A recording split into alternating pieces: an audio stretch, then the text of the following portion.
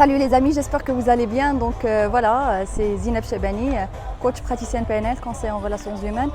Alors, la capsule d'aujourd'hui, on va la zone de confort et comment sortir de cette zone de confort. Alors, c'est quoi d'abord la zone de confort? Chaque fois que je parle de cette zone, ça me fait penser en fait une cage. C'est comme si nous vivons dans une cage. Vraiment, on n'est pas heureux dedans, on n'est pas à l'aise, mais à force, on a une habitude,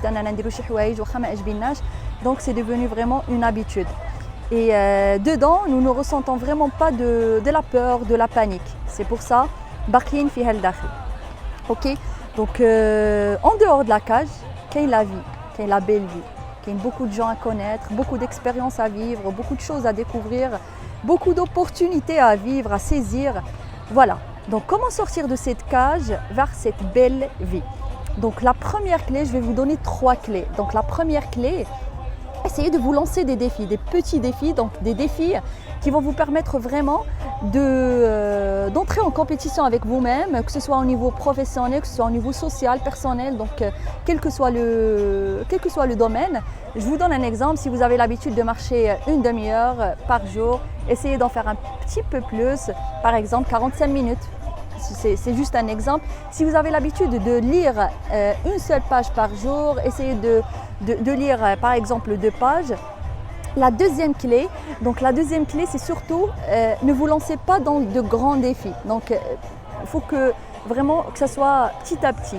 Parce que les tout petits défis, les tout petits progrès font de grands progrès, de grands changements dans votre vie. Parce qu'à force, c'est-à-dire que si vous arrivez vraiment à prendre de grands défis, ça va aller dans la première fois, la deuxième fois, la troisième fois, au bout de 10 fois ou 8 fois, je ne sais pas.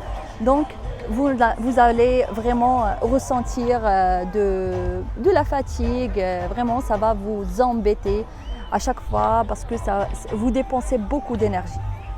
Alors, la troisième clé, c'est qu'il faut vraiment avoir conscience que l'échec fait partie de la réussite. Parce que si on arrive vraiment à échouer, c'est qu'on a une expérience de plus, c'est qu'on a réussi, c'est qu'on a vraiment trouvé et découvert une expérience, une solution qui ne marche pas.